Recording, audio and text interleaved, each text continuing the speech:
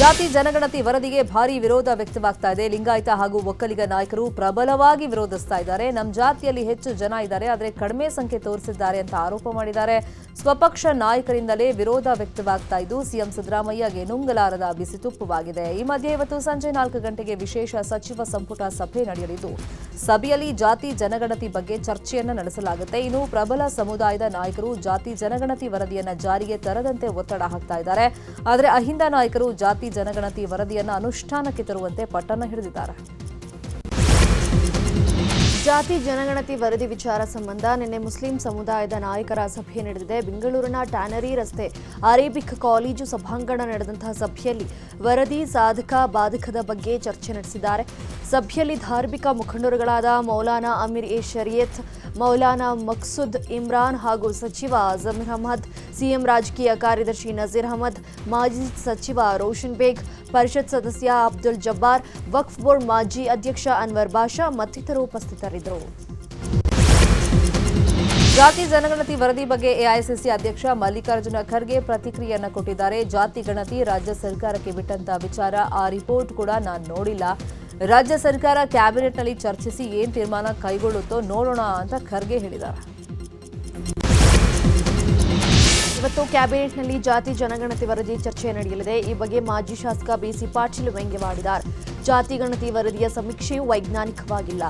ನಮ್ಮ ಮನೆಗೆ ಬಂದು ಎಷ್ಟು ಜನ ಲಿಂಗಾಯತರು ಇದ್ದೀರಿ ಅಂತ ಹೇಳಿ ಯಾರಾದರೂ ಕೇಳಿದ್ರ, ಇನ್ನು ಕಟ್ಟೆ ಮೇಲೆ ಕುತ್ಕೊಂಡು ಶಾನಬೋಕಿ ಮಾಡಿಕೊಂಡು ಊರಲ್ಲಿ ಯಾರು ಎಷ್ಟು ಸಂಖ್ಯೆಯಲ್ಲಿದ್ದೀರಿ ಅಂತ ಬರೆದುಕೊಂಡು ವರದಿ ಕೊಟ್ಟರೆ ಅದನ್ನು ನಾವು ಒಪ್ಪಬೇಕಾ ಅಂತ ಪ್ರಶ್ನೆ ಮಾಡಿದ್ದಾರೆ. ವೈಯಕ್ತಿಕ ವರ್ಚಸ್ಸಿಗಾಗಿ ಕುರ್ಚಿಯನ್ನು ಭದ್ರಪಡಿಸಿಕೊಳ್ಳಲು ಜಾತಿ ಗಣತಿ ಮಂಡನೆ ಮಾಡ್ತಿದ್ದಾರೆ ಅಂತ ಬಿಸಿ ಪಾಟೀಲ್ ವ್ಯಂಗ್ಯವಾಡಿದ್ದಾರೆ. ಜಾತಿ ಜನಗಣತಿ ವರದಿಯನ್ನು ಮುಂದಿಟ್ಟುಕೊಂಡು ಸರ್ಕಾರದ ವಿರುದ್ಧ ಹೋರಾಟವನ್ನು ಮಾಡುವುದಕ್ಕೆ ಬಿಜೆಪಿ ಮುಂದಾಗಿದೆ. ಇವತ್ತಿನ ಕ್ಯಾಬಿನೆಟ್ ಸಭೆ ಬಳಿಕ ಮುಂದಿನ ಹೋರಾಟದ ಬಗ್ಗೆ ತೀರ್ಮಾನವನ್ನು ಮಾಡಲಾಗುತ್ತೆ. ಪಕ್ಷಾತೀತ ಹೋರಾಟಕ್ಕೆ ಕರೆ ನೀಡುವಂತಹ ಸಾಧ್ಯತೆ ಇದ್ದು ಈ ಮೂಲಕ ಲಿಂಗಾಯತ ಒಕ್ಕಲಿಗರನ್ನ ಒಗ್ಗೂಡಿಸುವ ತಂತ್ರವನ್ನು ಮಾಡಲಾಗಿದೆ. ಜೊತೆಗೆ ಪಕ್ಷಾತೀತ ಹೋರಾಟಕ್ಕೆ ಕರೆ ನೀಡುವಂತಹ ಸಾಧ್ಯತೆ ಇದೆ. ರಾಜ್ಯದಲ್ಲಿ ಪೂರ್ವ ಮುಂಗಾರು ಮಳೆ ಅಬ್ಬರ ಜೋರಾಗಿದೆ. ಬೆಳಗ್ಗೆಯಿಂದ ಬಿಸಿಲು, ಸಂಜೆ ಮೇಲೆ ಭರ್ಜರಿ ಮಳೆಯಾಗ್ತಾ ಇದೆ. ರಾಜ್ಯದ ಹಲವೆಡೆ ಇನ್ನೂ 5 ದಿನ ಮಳೆಯಾಗುತ್ತೆ ಅಂತ ಹವಾಮಾನ ಇಲಾಖೆ ಮುನ್ಸೂಚನೆ ಕೊಟ್ಟಿರುವಂಥದ್ದು. ಗಂಟೆಗೆ 30ರಿಂದ 50 ಕಿಲೋಮೀಟರ್ ವೇಗದಲ್ಲಿ ಗಾಳಿ ಬೀಸಲಿದೆ ಅಂತ ಹವಾಮಾನ ಇಲಾಖೆ ಸೂಚನೆ ಕೊಟ್ಟಿದೆ. ಮುಂದಿನ 3 ದಿನ ಕರಾವಳಿ ಭಾಗದ ಜಿಲ್ಲೆಗಳಿಗೆ ಯೆಲ್ಲೋ ಅಲರ್ಟ್ನ ಘೋಷಣೆ ಮಾಡಲಾಗಿದೆ. ಉತ್ತರ ಒಳನಾಡಿನ ಹಲವು ಜಿಲ್ಲೆಗಳಿಗೆ ಇವತ್ತು ಯೆಲ್ಲೋ ಮಳೆ ಅಲರ್ಟ್ ಅನ್ನು ಘೋಷಣೆ ಮಾಡಲಾಗಿದೆ. ಬೆಂಗಳೂರಲ್ಲಿ ಸಂಜೆ ಆದರೆ ಮಳೆ ಅಬ್ಬರ ಜೋರಾಗ್ಬಿಡುತ್ತೆ. ನಿನ್ನೆ ಸುರಿದ ಭಾರೀ ಮಳೆಗೆ ಎಚ್ಎಂಟಿ ರಸ್ತೆಯಲ್ಲಿ ಬೃಹತ್ ಮರವೊಂದು ಧರೆಗೆ ಉರುಳಿದೆ. ಮರ ಬಿದ್ದ ಪರಿಣಾಮ ಪೀಣ್ಯ ಇಂಡಸ್ಟ್ರೀಸ್ ಭವನದಿಂದ ಎಚ್ಎಂಟಿ ಲೇಔಟ್ ಕಡೆಗೆ ಹೋಗುವಂತ ರಸ್ತೆ ಬಂದ್ ಮಾಡಲಾಗಿತ್ತು. ಸದ್ಯ ಮರವನ್ನ ತೆರವು ಮಾಡಲಾಗಿದ್ದು ಸಂಚಾರಕ್ಕೆ ಅನುವು ಮಾಡಿಕೊಡಲಾಗಿದೆ. ಬೆಂಗಳೂರಿನಲ್ಲಿ ನಿನ್ನೆ ಬಿರುಗಾಳಿ ಮಳೆಗೆ ದೊಡ್ಡ ದುರಂತ ತಪ್ಪಿದೆ. ನಿನ್ನೆ ಚಲಿಸ್ತಾ ಇದ್ದಂತಹ ಕಾರಿನ ಮೇಲೆ ಮರದ ಕೊಂಬೆ ಬಿದ್ದಿದೆ. ಎಲೆಕ್ಟ್ರಾನಿಕ್ ಸಿಟಿಯ ನೀಲಾದ್ರಿ ರಸ್ತೆಯಲ್ಲಿ ಘಟನೆ ಸಂಭವಿಸಿದ್ದು ಕಾರಿನಲ್ಲಿದ್ದವರು ಬಚಾವಾಗಿದ್ದಾರೆ. ಘಟನೆಯ ದೃಶ್ಯ ಕಾರಿನ ಡ್ಯಾಶ್ ಕ್ಯಾಮೆರಾದಲ್ಲಿ ಸೆರೆಯಾಗಿದೆ. ಗದಗದಲ್ಲಿ ಭಾರೀ ಮಳೆಯಾಗಿದೆ. ಪಾಪನಾಶಿಯಲ್ಲಿ ಅರ್ಧ ಗಂಟೆಗೂ ಹೆಚ್ಚು ಸಮಯ ಗಾಳಿ ಗುಡುಗು ಸಹಿತ ಮಳೆಯಾಗಿದೆ. ಗಾಳಿ ಮಳೆಗೆ ಕೆಲವೆಡೆ ತಗಡಿನ ಶೀಟ್ಗಳು ಹಾರು ಹೋಗಿದ್ದು ಜನ ಕಂಗಾಲಾಗಿದ್ದಾರೆ.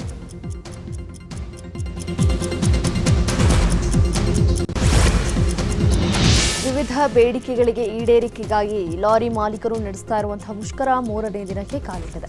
ಇವತ್ತಿನಿಂದ ಮುಷ್ಕರ ತೀವ್ರಗೊಳಿಸಿ ಸರ್ಕಾರಕ್ಕೆ ಬಿಸಿ ಮುಟ್ಟಿಸಲು ಲಾರಿ ಅಸೋಸಿಯೇಷನ್ ಮುಂದಾಗಿದೆ. ಸಿಎಂ ಜೊತೆ ಸಭೆ ನಡೆಸಿ 1 ದಿನವಾದರೂ ಲಾರಿ ಮಾಲೀಕರ ಬೇಡಿಕೆ ಈಡೇರಿಲ್ಲ.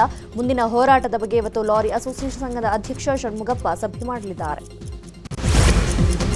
ಅಕ್ರಮ ಗಣಿಗಾರಿಕೆ ವೇಳೆ ಬೃಹತ್ ಬಂಡೆ ಕುಸಿದು ಬಿದ್ದು ವ್ಯಕ್ತಿ ಮೃತಪಟ್ಟಿದ್ದಾರೆ. ಬೆಳಗಾವಿ ಜಿಲ್ಲೆಯ ಸವದತ್ತಿ ತಾಲೂಕಿನ ಯಡ್ರಾವಿಯಲ್ಲಿ ಕಳೆದ ರಾತ್ರಿ ಘಟನೆ ಸಂಭವಿಸಿದೆ. ಮಣ್ಣಿನಲ್ಲಿ ಸಿಲುಕಿ ಅರ್ಜುನ ಚುಳುಕೆ ಎಂಬಾತ ಮೃತಪಟ್ಟಿದ್ದು ಜೆಸಿಬಿ ಹಾಗೂ ಟ್ರ್ಯಾಕ್ಟರ್ ಸಂಪೂರ್ಣವಾಗಿ ನಜ್ಜುಗುಜ್ಜಾಗಿದೆ. ಗುಡ್ಡ ಕುಸಿದ ತಕ್ಷಣ ಸ್ಥಳದಿಂದ ಅಕ್ರಮ ಗಣಿಗಾರಿಕೆ ಮಾಡ್ತಾ ಇದ್ದವರು ಪರಾರಿಯಾಗಿದ್ದಾರೆ. ಸವದತ್ತಿ ಪೊಲೀಸ್ ಠಾಣಾ ವ್ಯಾಪ್ತಿಯಲ್ಲಿ ಪ್ರಕರಣ ದಾಖಲಾಗಿದೆ. ಉಡುಪಿಯ ಕೊಲ್ಲೂರು ಅಭಯಾರಣ್ಯ ವ್ಯಾಪ್ತಿಯ ಜಡ್ಕಲ್ ಗ್ರಾಮದ ಹೊಳ್ಮಕ್ಕಿ, ಕಾನ್ಕಿ ಹಾಗೂ ಹುರುಮನೆ ನಡುವೆ ಸಂಪರ್ಕ ಬೆಸೆಯುವಂತ ಕಿಂಡಿ ಅಣೆಕಟ್ಟು ಕುಸಿದು ಬೀಳುವಂತ ಸ್ಥಿತಿಯಲ್ಲಿದೆ. ಅರಣ್ಯದಂಚಿನ ಜನರು ಜೀವ ಭಯದಲ್ಲೇ ಕಾಲ ಕಳೆಯುವಂತಾಗಿದೆ. ನೀರಿನ ಸೆಳೆತಕ್ಕೆ ಸಿಲುಕಿ ಅಣೆಕಟ್ಟು ಶಿಥಿಲಾವಸ್ಥೆಗೆ ತಲುಪಿದೆ. ಸೇತುವೆಯ ಎರಡೂ ಬದಿಯ ರಿವೆಟ್ಮೆಂಟ್ ಬೀಳುವಂತ ಸ್ಥಿತಿಯಲ್ಲಿದೆ. ಚಿಕ್ಕಬಳ್ಳಾಪುರದ ಐತಿಹಾಸಿಕ ರಂಗಸ್ಥಳ ದೇವಸ್ಥಾನ ಕುಡುಕರ ಅಡ್ಡೆಯಾಗ್ಬಿಟ್ಟಿದೆ. ಮೂಲ ಸೌಕರ್ಯಗಳಿಲ್ಲದೆ ಭಕ್ತರು ಪರದಾಡುವಂತಾಗಿದೆ. 14.5 ಲಕ್ಷ ಮೊತ್ತದಲ್ಲಿ ಶೌಚಾಲಯ ನಿರ್ಮಾಣ ಮಾಡಿದ್ದು ನಿರ್ವಹಣೆ ಇಲ್ಲದೆ ಶೌಚಾಲಯ ಪಾಳು ಬಿದ್ದಿದೆ. ದೇಗುಲಕ್ಕೆ ಬರಲು ಭಕ್ತರಿಗೆ ಸರಿಯಾದ ಬಸ್ ವ್ಯವಸ್ಥೆ ಕೂಡ ಇಲ್ಲ.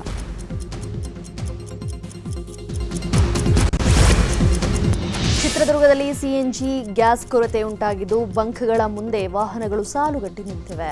ಚಿತ್ರದುರ್ಗ ನಗರದ ಚಳ್ಳಕೆರೆ ಗೇಟ್ ಬಳಿಯ ಸಿಎನ್ಜಿ ಬಂಕ್ ಬಳಿ ಆಟೋ ಕಾರುಗಳು ಸಾಲುಗಟ್ಟಿ ನಿಂತಿವೆ. ಕೆಲ ದಿನಗಳ ಹಿಂದೆ ಚಿತ್ರದುರ್ಗದಲ್ಲಿ ಸಿಎನ್ಜಿ ಮೇನ್ ಬಂಕ್ನಲ್ಲಿ ಸ್ಫೋಟ ಸಂಭವಿಸಿ 2 ಸಾವಾಗಿತ್ತು. ಈ ಹಿನ್ನೆಲೆ ನಗರಕ್ಕೆ ಸಿಎನ್ಜಿ ಪೂರೈಕೆಯಲ್ಲಿ ವ್ಯತ್ಯಯವಾಗಿದೆ.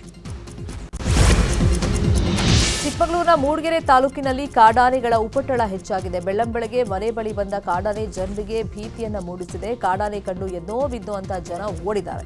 ಮೂಡಿಗೆರೆ ತಾಲೂಕಿನ ಬಾರದಹಳ್ಳಿ ಗ್ರಾಮದಲ್ಲಿ ಕಾಡಾನೆ ಕಾಣಿಸಿಕೊಂಡಿದ್ದು ಗ್ರಾಮಸ್ಥರು ಆತಂಕದಲ್ಲೇ ಓಡಾಡುವಂತಾಗಿದೆ.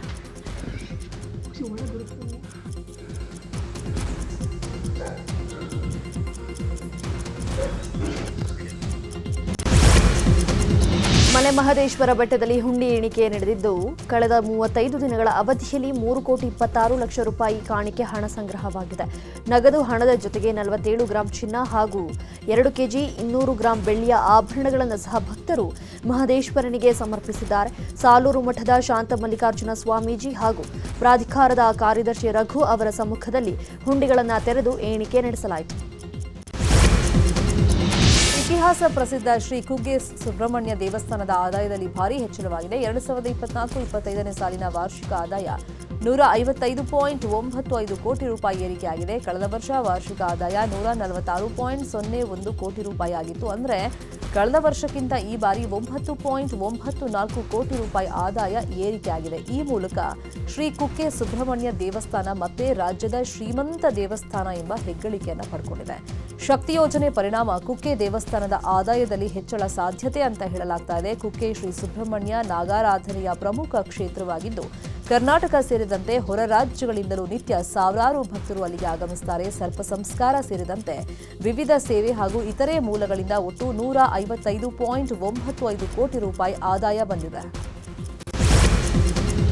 ಚಿತ್ರದುರ್ಗದ ಕಂಚೀಪುರದ ಕಂಚಿ ವರದರಾಜ ಸ್ವಾಮಿಯ ರಥೋತ್ಸವ ಅದ್ದೂರಿಯಾಗಿ ನಡೆದಿದೆ. ಹೊಸದುರ್ಗದಲ್ಲಿ ನಡೆಯುವಂತಹ ಈ ಜಾತ್ರೆಯಲ್ಲಿ ರಥೋತ್ಸವದ ವೇಳೆ ಭಕ್ತರು ದುಡ್ಡಿನ ಮಳೆಯನ್ನು ಸುರಿಸಿದ್ದಾರೆ. ಇನ್ನು ಪ್ರತಿ ಜಾತ್ರೆ ರಥೋತ್ಸವದಲ್ಲೂ ದುಡ್ಡು ದೂರುವ ಮೂಲಕ ಭಕ್ತರು ತಮ್ಮ ಹರಕೆಯನ್ನು ತೀರಿಸುತ್ತಾರೆ. ಬಾಗಲಕೋಟೆಯಲ್ಲಿ ಬಿಜೆಪಿ ಜನಾಕ್ರೋಶ ನಡೆಯಲಿದೆ. ಕೆಲ ಹೊತ್ತಲ್ಲ ಅಂಬೇಡ್ಕರ್ ಮೂರ್ತಿಗೆ ಮಾಲಾರ್ಪಣೆ ಮಾಡಿ ಬಿಜೆಪಿ ರಾಜ್ಯಾಧ್ಯಕ್ಷ ಬಿವೈ ವಿಜೇಂದ್ರ ಯಾತ್ರೆಗೆ ಚಾಲನೆ ಕೊಡಲಿದ್ದಾರೆ.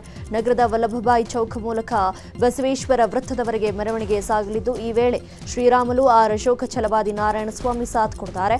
ಜನಾಕ್ರೋಶ ಯಾತ್ರೆ ಹಿನ್ನೆಲೆ ನಿನ್ನೆಯೇ ಜಿಲ್ಲೆಗೆ ಆಗಮಿಸಿದ ವಿಜೇಂದ್ರ ವಾಸ್ತವ್ಯ ಹೂಡಿದ್ದಾರೆ. ಇವತ್ತು ಸಂಜೆ 4 ಗಂಟೆಗೆ ಬಿಜೆಪಿ ಜನಾಕ್ರೋಶ ಯಾತ್ರೆ ವಿಜಯಪುರ ತಲುಪಲಿದೆ. ವಿಜಯಪುರದ ಶಿವಾಜಿ ಸರ್ಕಲ್ನಿಂದ ದರ್ಬಾರ್ ಮೈದಾನದವರೆಗೆ ಯಾತ್ರೆ ನಡೆಸೋದಕ್ಕೆ ನಿರ್ಧಾರ ಆಗಿದೆ.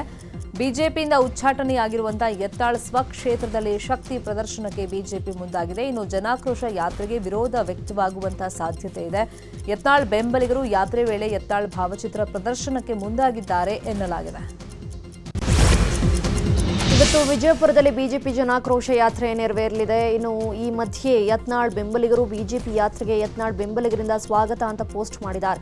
ಅತಿಥಿ ದೇವೋಭವ ಅಂತ ಪೋಸ್ಟ್ ಹಾಕ್ತಾ ಇರೋ ಯತ್ನಾಳ್ ಬೆಂಬಲಿಗರು ಬಿಜೆಪಿ ನಾಯಕರಿಗೆ ಸ್ವಾಗತ ಸುಸ್ವಾಗತ ಅಂತ ಪೋಸ್ಟ್ ಹಾಕ್ತಿದ್ದಾರೆ. ಅಲ್ಲದೆ ಶಾಸಕ ಯತ್ನಾಳ್ ಅವರ ಅಭಿವೃದ್ಧಿ ನೋಡಲು ಬರ್ತಾ ಇರುವಂತಹ ಬಿಜೆಪಿ ನಾಯಕರಿಗೆ ಸ್ವಾಗತ ಅಂತ ಪೋಸ್ಟ್ ಮಾಡ್ತಿದ್ದಾರೆ. ಆದರೆ ಯತ್ನಾಳ್ ಅವರ ಹೆಸರು ಕೆಡಿಸಲು ಕೆಲ ಕಿಡಿಗೇಡಿಗಳು ದಾಂಧಾಲೆ ಗೊಂದಲವನ್ನ ಸೃಷ್ಟಿಸಬಹುದು ಅಂತ ಅನುಮಾನ ವ್ಯಕ್ತಪಡಿಸಿದ ಯತ್ನಾಳ್ ಬೆಂಬಲಿಗರು ಪೊಲೀಸ್ ಇಲಾಖೆ ನಿಗಾ ಇಡಬೇಕು ಅಂತ ಮನವಿಯನ್ನ ಮಾಡಿಕೊಂಡಿದ್ದಾರೆ. ಬಿಜೆಪಿ ಜನಾಕ್ರೋಶ ಯಾತ್ರೆಗೆ ಕೌಂಟರ್ ಕೊಡೋದಕ್ಕೆ ಕಾಂಗ್ರೆಸ್ ಸಜ್ಜಾಗಿದೆ. ಇವತ್ತು ಕೇಂದ್ರ ಸರ್ಕಾರದ ವಿರುದ್ಧ ಸಿಎಂ ಸಿದ್ದರಾಮಯ್ಯ, ಡಿಸಿಎಂ ಡಿಕೆ ಶಿವಕುಮಾರ್ ಬೃಹತ್ ಪ್ರತಿಭಟನೆಯನ್ನ ನಡೆಸಲಿದ್ದಾರೆ. ಕೇಂದ್ರ ಸರ್ಕಾರದ ನೀತಿಯೇ ಬೆಲೆ ಏರಿಕೆಗೆ ಕಾರಣ ಅಂತ ಆರೋಪಿಸಿ ಫ್ರೀಡಂ ಪಾರ್ಕ್ನಲ್ಲಿ ಪ್ರತಿಭಟನೆ ನಡೀತಾ ಇದೆ. ಪ್ರತಿಭಟನೆಯಲ್ಲಿ ರಾಜ್ಯ ಕಾಂಗ್ರೆಸ್ ಉಸ್ತುವಾರಿ ಸುರ್ಜೇವಾಲಾ, ಸಚಿವರು, ಶಾಸಕರು ಸಿಎಂ ಡಿಸಿಎಂಗೆ ಸಾಥ್ ನೀಡಲಿದ್ದಾರೆ. ವಿವಾದಿತ ಮುಸ್ಲಿಂ ಮೀಸಲಾತಿಗೆ ಗವರ್ನರ್ ಬ್ರೇಕ್ ಹಾಕಿದ್ದಾರೆ. ವಿಧೇಯಕ ಪರಿಶೀಲನೆಗಾಗಿ ರಾಷ್ಟ್ರಪತಿಗಳ ಬಳಿ ಗವರ್ನರ್ ಕಳುಹಿಸಿದ್ದಾರೆ. ವಿಧೇಯಕದ ಬಗ್ಗೆ ಗಂಭೀರ ಆಕ್ಷೇಪ ಎತ್ತುತ್ತಾ ಇರುವಂತಹ ರಾಜ್ಯಪಾಲರು ತಕರಾರುಗಳ ಪಟ್ಟಿಯೊಂದಿಗೆ ಸರ್ಕಾರಕ್ಕೆ 6 ಪುಟಗಳ ಸುದೀರ್ಘ ಪತ್ರವನ್ನು ಬರೆದಿದ್ದಾರೆ. ಧರ್ಮದ ಆಧಾರದ ತಾರತಮ್ಯ ಮಾಡಲು ಹಾಗೂ ಮೀಸಲು ಕಲ್ಪಿಸಲು ಸಂವಿಧಾನದಲ್ಲಿ ಅವಕಾಶವಿಲ್ಲ. ಈ ರೀತಿಯ ಮೀಸಲಾತಿ ಬಗ್ಗೆ ಸುಪ್ರೀಂ ಕೋರ್ಟ್ ಆದೇಶದ ಬಗ್ಗೆಯೂ ಗವರ್ನರ್ ಪತ್ರದಲ್ಲಿ ಉಲ್ಲೇಖಿಸಿದ್ದಾರೆ ಎನ್ನಲಾಗಿದೆ. ಧಾರವಾಡದ ಬಿಜೆಪಿ ಮುಖಂಡ ಯೋಗೀಶ್ ಗೌಡ ಕೊಲೆ ಕೇಸಲ್ಲಿ ಆರೋಪಿ ವಿನಯ್ ಕುಲಕರ್ಣಿಗೆ ಮತ್ತೆ ಸಂಕಷ್ಟ ಎದುರಾಗಿದೆ. ಸಾಕ್ಷಿಗಳಿಗೆ 1 ಲಕ್ಷ ಹಣದ ಆಮಿಷ ಒಡ್ಡಿರೋದ್ರಿಂದ ಜಾಮೀನು ರದ್ದು ಮಾಡೋದಕ್ಕೆ ಸಿಬಿಐ ಮನವಿ ಮಾಡಿದೆ. ಈ ಸಂಬಂಧ ಜಾಮೀನು ರದ್ದು ಕೋರಿರುವಂತಹ ಅರ್ಜಿ ವಿಚಾರಣೆಗೆ ಪರಿಗಣಿಸಲು ಎಸ್ಪಿಪಿ ಗಂಗಾಧರ್ ಶೆಟ್ಟಿ ಮನವಿ ಮಾಡಿದ್ದಾರೆ. ಇವತ್ತು ಜನಪ್ರತಿನಿಧಿಗಳ ವಿಶೇಷ ಕೋರ್ಟ್ನಲ್ಲಿ ವಿಚಾರಣೆ ನಡೆಯಲಿದೆ.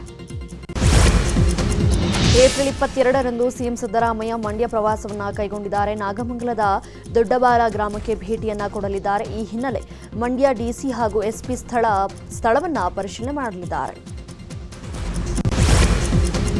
ಮಚ್ಚಿಡಿದು ರೀಲ್ಸ್ ಮಾಡಿದ ಪ್ರಕರಣದಲ್ಲಿ ರಜತ್ ವಿನಯ್ ಸಂಕಷ್ಟದ ಮೇಲೆ ಸಂಕಷ್ಟ ಎದುರಿಸ್ತಾ ಇದ್ದಾರೆ. ವಿಚಾರಣೆಗೆ ಹಾಜರಾಗದ ಹಿನ್ನೆಲೆಯಲ್ಲಿ ರಜತ್ಗೆ ಮತ್ತೆ 14 ದಿನ ಜೈಲು ಪಾಲಾಗಿದ್ದಾರೆ. ಇನ್ನು ವಿಚಾರಣೆಗೆ ಹಾಜರಾಗದ ಹಿನ್ನೆಲೆ ರಜತ್ ಅನ್ನು ಬಂಧಿಸಿ ಪೊಲೀಸರು ನಿನ್ನೆ ಕೋರ್ಟ್ಗೆ ಪ್ರೊಡ್ಯೂಸ್ ಮಾಡಿದ್ರು. ಈ ವೇಳೆ ಎಸಿಜೆಎಂ ಕೋರ್ಟ್ ರಜತ್ಗೆ 14 ದಿನ ನ್ಯಾಯಾಂಗ ಬಂಧನ ವಿಧಿಸಿದೆ. ಇನ್ನು ಇದೇ ಪ್ರಕರಣದಲ್ಲಿ ವಿನಯ್ಗೆ ₹500 ದಂಡ ಹಾಕಲಾಗಿದೆ. ಈತ ರಜತ್ ಪರ ವಕೀಲರು ಜಾಮೀನು ಅರ್ಜಿ ಸಲ್ಲಿಸಿದ್ದು ಇವತ್ತು ವಿಚಾರಣೆ ನಡೆಯಲಿದೆ. ಇತ್ತೀಚೆಗಷ್ಟೇ ಗದಗ್ನಲ್ಲಿ ನವ ವಿವಾಹಿತೆ ಡೆತ್ ನೋಟ್ ಬರೆದು ಆತ್ಮಹತ್ಯೆ ಮಾಡಿಕೊಂಡಿದ್ದು, ನನ್ನ ಸಾವಿಗೆ ಅತ್ತೆ ಹಾಗೂ ಭಾವ ಕಾರಣ ಅಂತ ಪೂಜಾ ಎಂಬಾಕೆ ಆರೋಪವನ್ನ ಮಾಡಿದ್ದು, ಸದ್ಯ ಅತ್ತೆ ಶಶಿಕಲಾ ಹಾಗೂ ಭಾವ ವೀರನಗೌಡನನ್ನ ಗದಗ ಮಹಿಳಾ ಠಾಣಾ ಪೊಲೀಸರು ಅರೆಸ್ಟ್ ಮಾಡಿದ್ದಾರೆ. ಸೊಸೆ ಕಪ್ಪಾಗಿದ್ದಾಳೆ ಅಂತ ಅತ್ತೆ ಇಷ್ಟಪಡ್ತಿರ್ಲಿಲ್ಲ ಅಂತ ಮೃತ ಪೂಜಾ ಕುಟುಂಬಸ್ಥರು ಆರೋಪಿಸಿದ್ರೆ, ನಾನೇನ್ ತಪ್ಪು ಮಾಡಿಲ್ಲವ ಅಂತ ಅತ್ತೆ ಶಶಿಕಲಾ ಹತ್ತು ಕರೆದು ಗೋಗರಿತಾ ಇದ್ದಾರೆ. ಸದ್ಯ ಗದಗ ಮಹಿಳಾ ಠಾಣಾ ಪೊಲೀಸರು ವಿಚಾರಣೆ ಮಾಡ್ತಾ ಇದ್ದಾರೆ. ಎಂಡಿಎಂಎ ಡ್ರಗ್ಸ್ ಸಾಗಾಟ ಮಾಡ್ತಿದ್ದಂತಹ 3 ಪೆಡ್ಲರ್ಗಳನ್ನು ಮಂಡ್ಯ ಪೊಲೀಸರು ಅರೆಸ್ಟ್ ಮಾಡಿದ್ದಾರೆ. ಮುನೀರ್, ಮೊಹಮ್ಮದ್ ಆಜಿಕ್, ಅರುಣ್ ಬಂಧಿತರು. ಮಂಡ್ಯ ಪೂರ್ವ ಠಾಣಾ ಪೊಲೀಸರು ಗಸ್ತು ತಿರುಗ್ತಾ ಇದ್ದಂತಹ ವೇಳೆ ಪೊಲೀಸರನ್ನ ಕಂಡು 3 ಎಸ್ಕೇಪ್ ಆಗಲು ಯತ್ನಿಸಿದ್ದಾರೆ. ಈ ವೇಳೆ ಮುನೀರ್ನನ್ನ ಬೆನ್ನತ್ತಿ ಡ್ರಗ್ಸ್ ಸಮೇತ ಪೊಲೀಸರು ಅರೆಸ್ಟ್ ಮಾಡಿದ್ದಾರೆ. ಘಟನೆಯ ಸಂಬಂಧ ಮಂಡ್ಯ ಪೂರ್ವ ಠಾಣೆಯಲ್ಲಿ ಕೇಸ್ ದಾಖಲಾಗಿದೆ. ವಕ್ಫ್ ತಿದ್ದುಪಡಿ ಕಾಯ್ದೆಯನ್ನು ಪ್ರಶ್ನಿಸಿ ಸಲ್ಲಿಸಲಾದ ಹಲವಾರು ಅರ್ಜಿಗಳ ವಿಚಾರಣೆ ನಡೆಸಿದ ಸುಪ್ರೀಂ ಕೋರ್ಟ್ ಹೊಸ ಕಾನೂನಿನ ಹಲವು ನಿಬಂಧನೆಗಳ ಬಗ್ಗೆ ಕಠಿಣ ಪ್ರಶ್ನೆಗಳನ್ನು ಕೇಳಿದೆ. ಮುಸ್ಲಿಮರನ್ನ ಹಿಂದೂ ದತ್ತಿ ಮಂಡಿಗಳ ಭಾಗವಾಗಲು ಕೇಂದ್ರ ಸರ್ಕಾರ ಅನುಮತಿ ನೀಡುತ್ತಿದೆಯೇ ಅಂತ ಪ್ರಶ್ನೆ ಮಾಡಿದ್ದಾರೆ. ಜೊತೆಗೆ ಇವತ್ತು ಸಹ ವಕ್ಫ್ ಸಂಬಂಧ ವಿಚಾರಣೆ ನಡೆಯಲಿದೆ. ಅಮೆರಿಕ ಅಧ್ಯಕ್ಷ ಡೊನಾಲ್ಡ್ ಟ್ರಂಪ್ ಮತ್ತು ಚೀನಾ ನಡುವೆ ತೆರಿಗೆ ಸಮರದಿಂದಾಗಿ ಚಿನ್ನದ ಬೆಲೆ ದಿನದಿಂದ ದಿನಕ್ಕೆ ಗಗನಕ್ಕೆ ಏರ್ತಾ ಇದೆ. ದೆಹಲಿಯಲ್ಲಿ ಪ್ರತಿ ಗ್ರಾಂ ಚಿನ್ನದ ಬೆಲೆ ₹98,100 ತಲುಪಿದೆ. 22 ಕ್ಯಾರೆಟ್ ಚಿನ್ನದ ಬೆಲೆ ಪ್ರತಿ ಗ್ರಾಂಗೆ 10 ಗ್ರಾಂಗೆ ₹97,650 ಆಗಿದೆ. ಇನ್ನು ಚಿನ್ನದ ಜೊತೆ ಬೆಳ್ಳಿ ಆಭರಣಗಳ ಬೆಲೆನೂ ಹೆಚ್ಚಾಗಿದೆ. ಬಿಜೆಪಿ ಜೊತೆ ಎಐಎಡಿಎಂಕೆ ಮೈತ್ರಿ ಮಾಡಿಕೊಂಡಿದೆ. ಈ ಮಧ್ಯೆ ಎಐಎಡಿಎಂಕೆ ಪ್ರಧಾನ ಕಾರ್ಯದರ್ಶಿ ಎಡ್ಡಪ್ಪಾಡಿ ಪಳನಿಸ್ವಾಮಿ ಯೂ-ಟರ್ನ್ ಹೊಡೆದಿದ್ದಾರೆ. ಬಿಜೆಪಿ ಜೊತೆ ಮೈತ್ರಿ ಮಾಡಿಕೊಂಡಿರೋದು ಕೇವಲ ಚುನಾವಣೆಗೆ ಮಾತ್ರ, ಸಮ್ಮಿಶ್ರ ಸರ್ಕಾರ ರಚಿಸಲು ಅಲ್ಲ ಅಂತ ಹೇಳಿದ್ದಾರೆ. ಅಮಿತ್ ಶಾ ಜೊತೆ ಸರ್ಕಾರ ರಚಿಸುವ ಪ್ರಸ್ತಾವನೆ ಈವರೆಗೆ ಮಾಡಿಲ್ಲ ಅಂತ ಪಳನಿಸ್ವಾಮಿ ಹೇಳಿಕೆಯನ್ನು ಕೊಟ್ಟಿದ್ದಾರೆ. ಮಧ್ಯಪ್ರದೇಶದ ನೀಮಚ್ನಲ್ಲಿ 86ನೇ ಕೇಂದ್ರ ಮೀಸಲು ಪೊಲೀಸ್ ಪಡೆ ದಿನಾಚರಣೆ ಮಾಡಲಾಯಿತು. ಈ ವೇಳೆ ಕೇಂದ್ರ ಗೃಹ ಸಚಿವ ಅಮಿತ್ ಶಾ ಪಾಲ್ಗೊಂಡಿದ್ದರು. ಈ ವೇಳೆ ಹುತಾತ್ಮ ಸಿಆರ್ಪಿಎಫ್ನ ಹುತಾತ್ಮ ಯೋಧರಿಗೆ ಗೌರವ ಸಲ್ಲಿಸಿದರು. ಅಮೆರಿಕದ ಉಪಾಧ್ಯಕ್ಷ ಜೆಡಿ ವ್ಯಾನ್ಸ್ ಭಾರತಕ್ಕೆ ಭೇಟಿಯನ್ನು ಕೊಡಲಿದ್ದಾರೆ. ಕುಟುಂಬ ಸಮೇತ ನಾಳೆಯಿಂದ ಏಪ್ರಿಲ್ 24ರವರೆಗೆ ಇಟಲಿ ಮತ್ತು ಭಾರತಕ್ಕೆ ಭೇಟಿಯನ್ನು ಕೊಡಲಿದ್ದಾರೆ ಅಂತ ಶ್ವೇತಭವನ ಅಧಿಕೃತವಾಗಿ ದೃಢಪಡಿಸಿದೆ. ಈ ಪ್ರವಾಸವು ದ್ವಿಪಕ್ಷೀಯ ಸಂಬಂಧಗಳನ್ನು ಬಲಪಡಿಸುವ ಗುರಿಯನ್ನು ಹೊಂದಿದೆ ಅಂತ ಹೇಳಿದ್ದಾರೆ. ರಾಜಸ್ಥಾನ ರಾಯಲ್ಸ್ ವಿರುದ್ಧ ಡೆಲ್ಲಿ ಕ್ಯಾಪಿಟಲ್ಸ್ ಸೂಪರ್ ಓವರ್ಸ್ನಲ್ಲಿ ಗೆದ್ದು ಬೀಗಿದೆ. ಮೊದಲು ಬ್ಯಾಟ್ ಮಾಡಿದ ಡೆಲ್ಲಿ 5 ವಿಕೆಟ್ಗೆ 188 ರನ್ ಕಲೆ ಹಾಕಿತು. 188 ರನ್ನ ಬೆನ್ನತ್ತಿದಂತಹ ರಾಯಲ್ಸ್ ತಂಡ ಪಂದ್ಯ ಡ್ರಾ ಮಾಡಿಕೊಳ್ತು. ಈ ವೇಳೆ ಸೂಪರ್ ಓವರ್ನಲ್ಲಿ ಡೆಲ್ಲಿ ಗೆದ್ದು ಬೀಗಿದೆ. ಮುಂಬೈ ಇಂಡಿಯನ್ಸ್ ಮತ್ತು ಸನ್ ರೈಸರ್ಸ್ ಹೈದರಾಬಾದ್ ಪರಸ್ಪರ ಸೆಣಸಾಟವನ್ನು ನಡೆಸಲಿವೆ. ಸನ್ ರೈಸರ್ಸ್ ತಂಡ 4 ಸೋಲಿನ ಬಳಿಕ ಗೆಲುವಿನ ಹಳಿಗೆ ಮರಳಿದೆ. ಮತ್ತೊಂದು ಕಡೆ ಮುಂಬೈ 6 ಪಂದ್ಯಗಳಲ್ಲಿ ಕೇವಲ 2ರಲ್ಲಿ ಗೆದ್ದಿದೆ. ಹೀಗಾಗಿ ಎರಡೂ ತಂಡಗಳಿಗೂ ಗೆಲುವು ಅನಿವಾರ್ಯವಾಗಿದೆ. ಅಲ್ಲು ಅಟ್ಲಿ ಸಿನಿಮಾಗೆ ನಾಯಕಿ ಯಾರಾಗ್ತಾರೆ ಅನ್ನೋ ಪ್ರಶ್ನೆಗೆ ಇನ್ನೂ ಉತ್ತರ ಸಿಕ್ಕಿಲ್ಲ. ಸದ್ಯದ ಅಪ್ಡೇಟ್ಸ್ ಪ್ರಕಾರ ಜಾನ್ವಿ ಕಪೂರ್, ದಿಶಾ ಪಟಾಣಿ ಹಾಗೂ ಶ್ರದ್ಧಾ ಕಪೂರ್ಗೆ ಚಿತ್ರತಂಡ ಅಪ್ರೋಚ್ ಮಾಡಿದೆಯಂತೆ. ಈ ಮೂವರಲ್ಲಿ ಯಾರಿಗೆ ಐಕಾನ್ ಸ್ಟಾರ್ ಜೊತೆ ಡ್ಯುಯೆಟ್ ಹಾಡುವ ಅವಕಾಶ ಸಿಗಲಿದೆ ಕಾದು ನೋಡಬೇಕಿದೆ.